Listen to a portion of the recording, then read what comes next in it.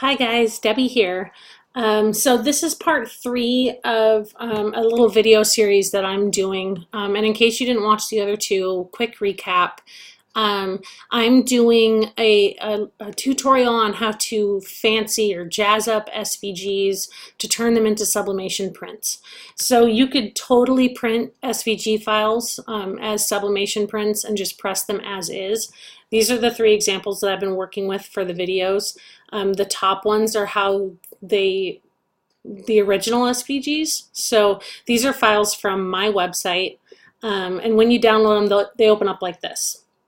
But if you want to take advantage of the fact that you're using sublimation and you don't have the restrictions that vinyl would normally have, and you wanted to fancy them up, that's what we're doing today. So this video is going to be on Photoshop. But I've got the little preview here just open in Illustrator to show you because I already did them all in Illustrator, but we're going to go over the same concept for Photoshop. But I didn't want to start with them already open because I want to show you a couple of things here. So in Photoshop, Photoshop is different than Illustrator. Illustrator is vector based, so it's all paths and shapes and lines. Photoshop is rasterized, so it's flattened. So a vector you can resize as big as you want it and it won't lose any quality because it's all going off of those paths. But raster-based graphics are pixels. And there's only so many pixels depending on how big the design was created when it was first done. So with a raster file, you want to make sure that it's as big as you might possibly want it in the future to print, so that you don't have to stretch it and lose some quality. That's why you see a lot of pixelated things. Is you grab it off of the internet, and things off the internet, even photos you send to your friends and stuff, they're going to be 72 dpi, and minimum print quality should be 300 dpi. So an SVG is a vector file.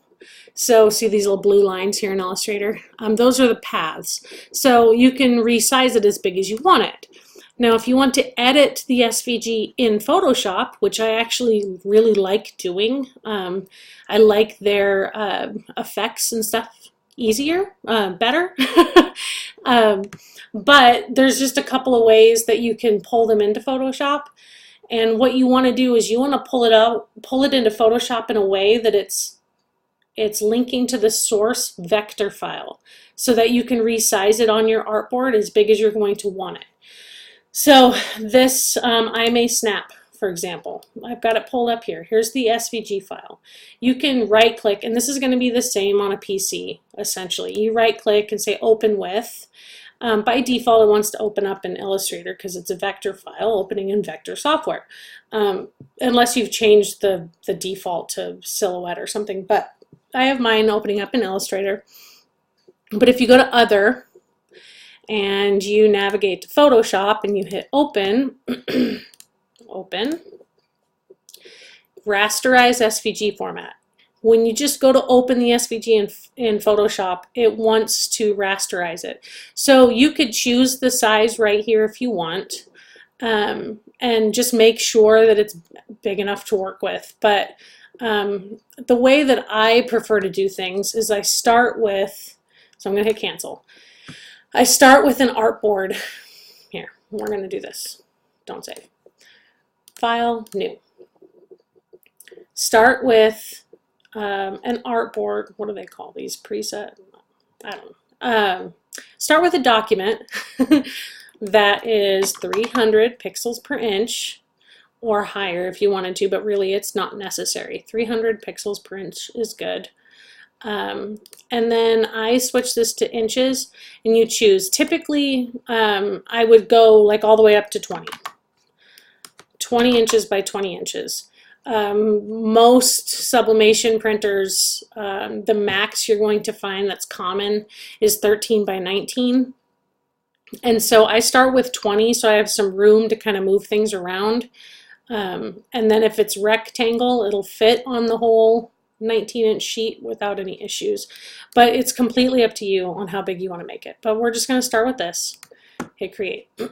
So you start with a document that you want the size to be, and then you go to File, Place Linked. So it's going to reference the source file, not rasterized. And I'm going to navigate to it. Well, come on, why isn't it on my recents? I may snap. There we go. SVG. Now it's pulled in here and you can grab it and size it how you want it. And since it's sourcing a vector file, if you make it bigger, it's not going to lose any quality, if that makes sense. So that was my most important little piece of information I wanted to give you with Photoshop. Rasterized versus, or raster versus vector, pixels versus paths. So find the SVG you want to work with, File, Place Linked, and go and grab it. So once you get it in here, then you can start to play around. Now you can come over here once you get it the size you want and hit Rasterize Layer, and then mess with it in here. But just keep in mind that at that point, if you do make it bigger, technically it is stretching some pixels. A little bit isn't really going to be an issue, but if you do it a lot, if you made this really big, you will start to see some loss in quality there. But we're going to just start with it linked, and I'm just going to show you a few things here.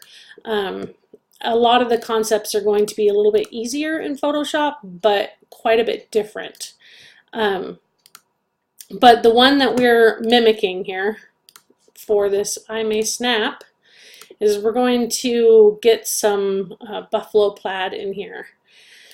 So for Photoshop, it's a little bit trickier because we don't have these paths to work with. So the easiest way that I've found to kind of manipulate that in Photoshop is to right-click, rasterize layer. So now it's flattened. It's not linking anymore, but I'm not going to make it any bigger than this. But we're going to split these up into different components, if that makes sense. So we want to turn caution red.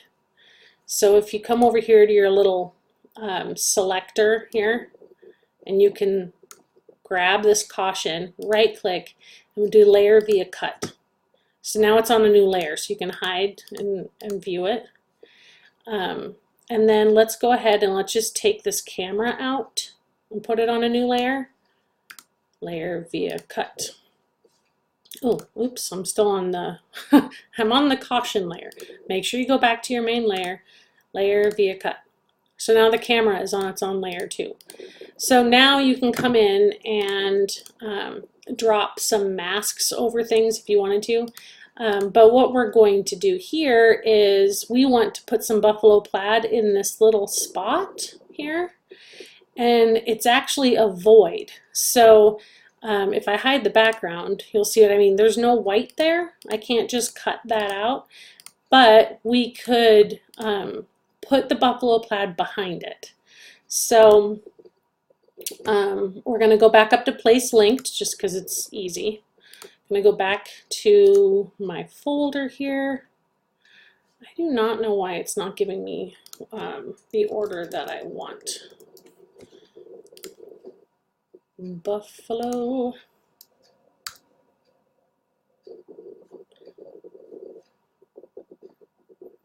Buffalo plaid. And we're going to grab red. So here's our buffalo plaid. We're going to put it behind the camera.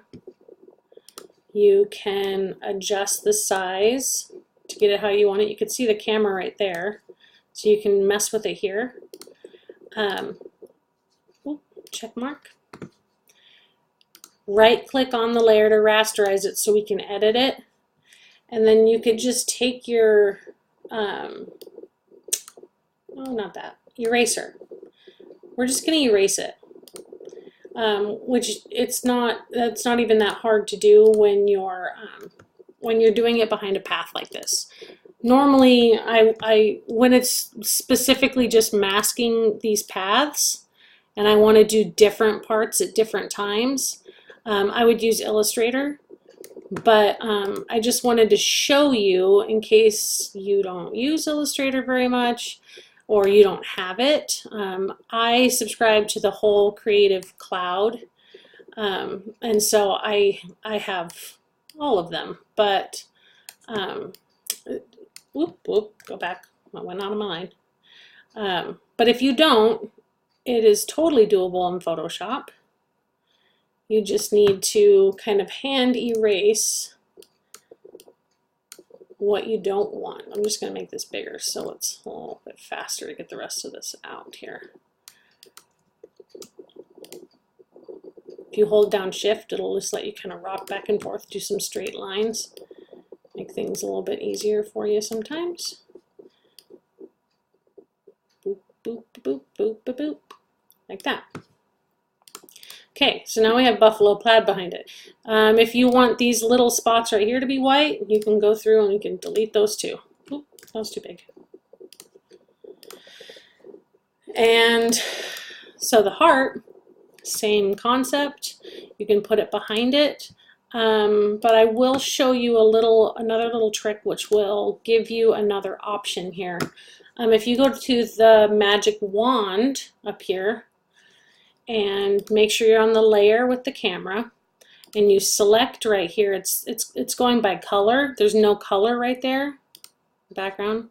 It'll let you select that opening, but then you can hit a new layer and go up to Edit, Fill, and I'm gonna do gray just so you can see the difference here. Hit OK, it's going to fill where you selected.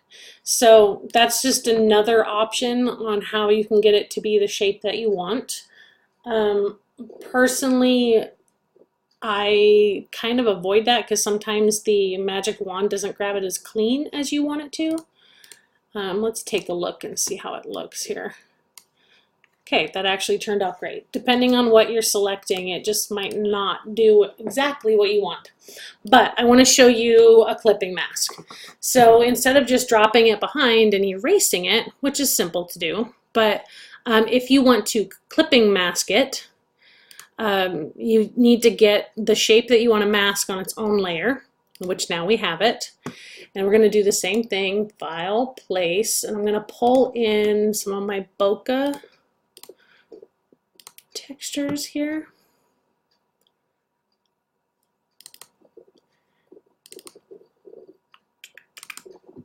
Gray. And we're just going to resize it.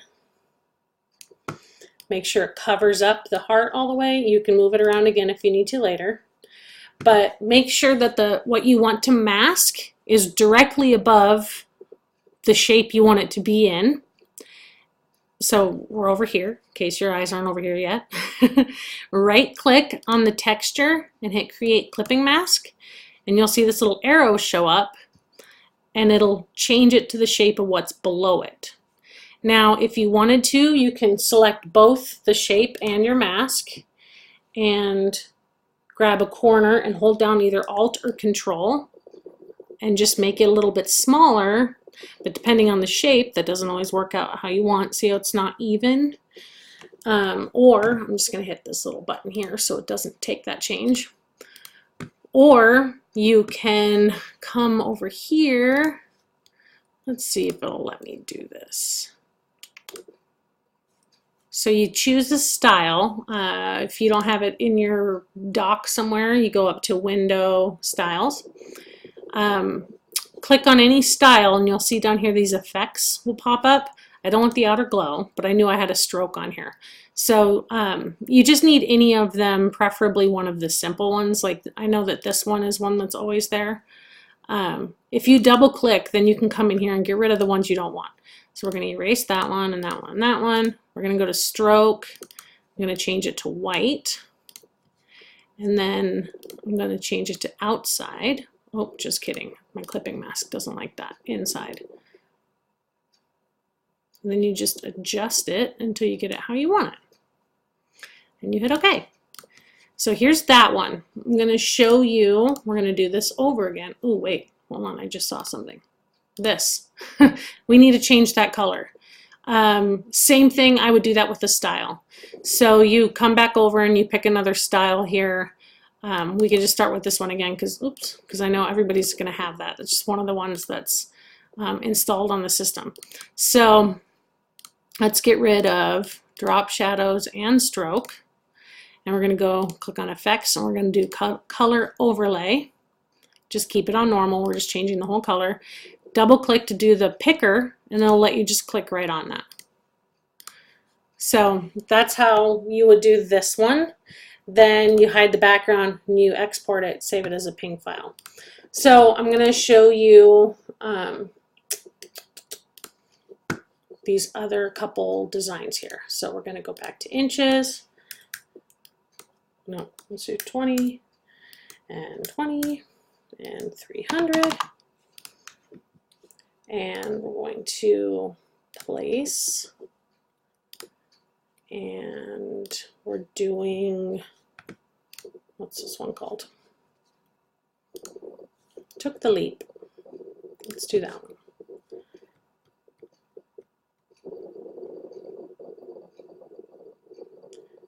Took the leap.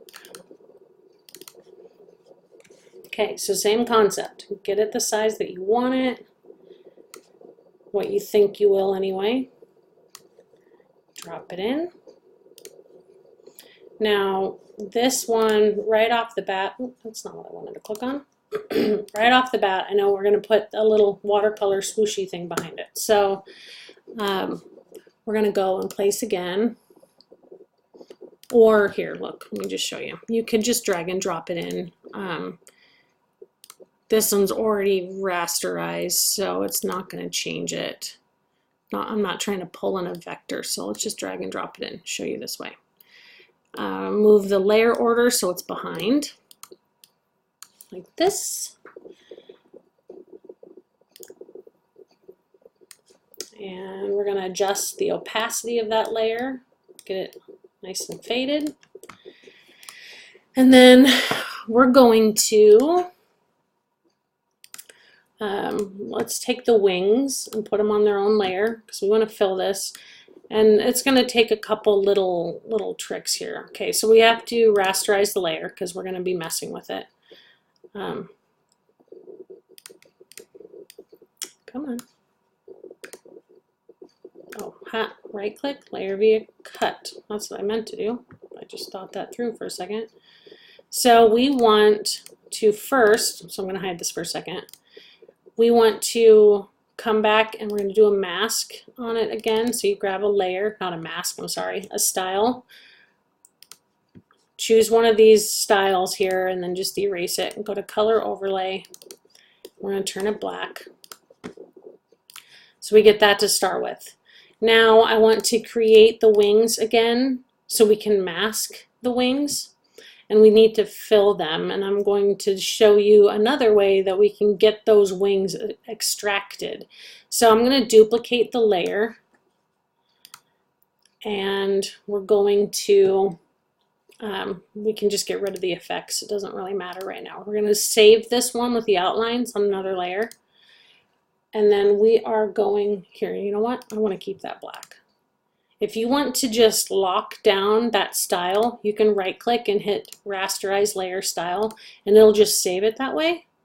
So if you wanted to fill these in so you can mask, we're going to choose the black color and just come over here to the little paint bucket and just paint bucket it in. I mean, there might be a faster way. You could just do the selector tool again, which honestly that's probably what I would do, and I could show you that, but I just wanted to show you this option here too. You could just go and fill them. Here, I'll show you the way I would select it. Okay, so with the magic wand tool, this, you can't just select all the wings because you need them to be filled. But you can select all the background, and if you change it so it's not contiguous, so not touching, and you select outside of it. Oh, look at that. We do want, I just did that the backwards way. You want them to be contiguous. Select the background and see what it did there. It selected everything outside of the wings, if that makes sense. Then you can right click and hit select inverse. And I know it doesn't really look any different, but now it's selected just the inside of the wings. The only thing that can be a little bit glitchy here is sometimes it could be a little bit bigger than the wings, which I feel like we can just go ahead and take that risk here so I could show you. So same thing like we did before, creating a new layer, edit, fill, and we fill with black. So let's see, select, deselect. Okay, so that worked fine. Depending on your tolerance, sometimes it'll grab it a little bit outside of that outline, and you don't want that. So that worked out good. If it doesn't, you can modify to make it a little bit smaller, contract it under select, modify, contract to make it a little bit smaller, or under your magic wands, the tolerance, just increase it or decrease it a little bit to get it to select things differently. So we have the color and the outlines on its own layer. So now, see right here, here's the gray. We don't need this layer anymore. Let's get rid of that. We want to mask this. So same concept like we did before. I'm going to grab Galaxy Texture, Mint and Gray, and make sure it's on the layer directly above the shape that you want, and mask it down.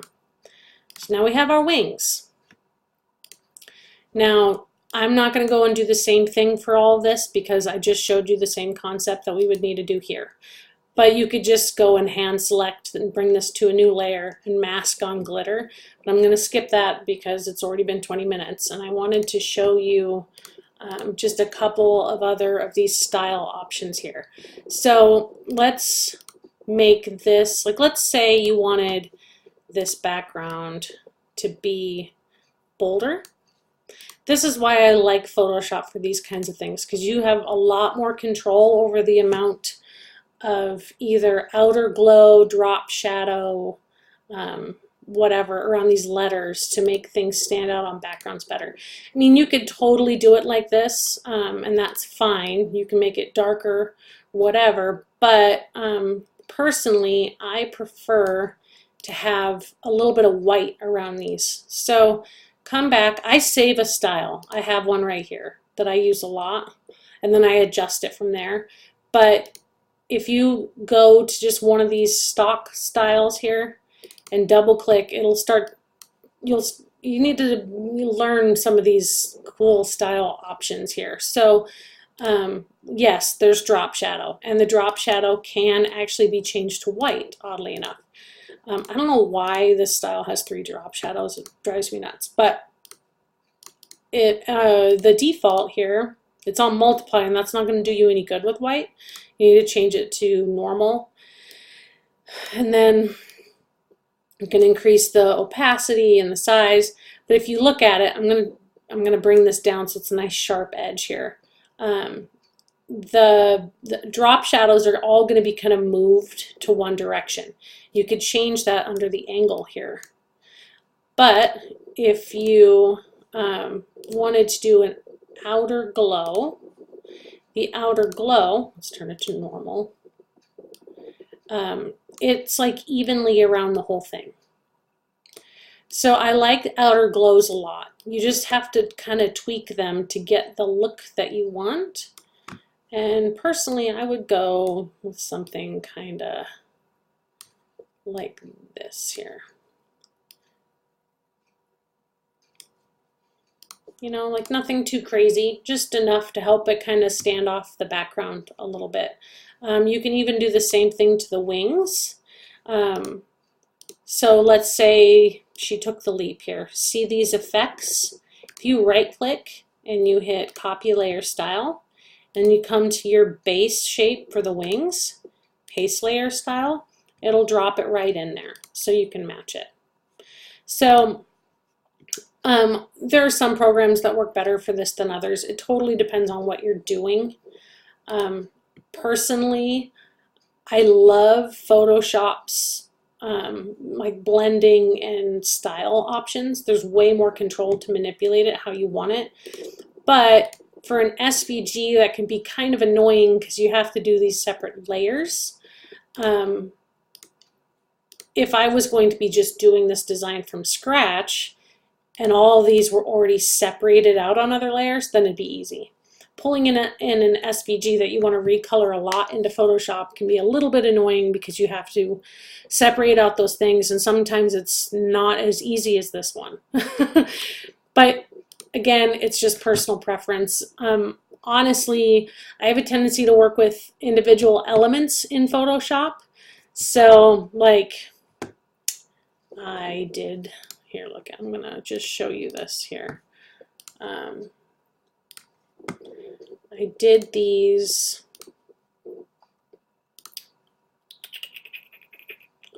textures yesterday,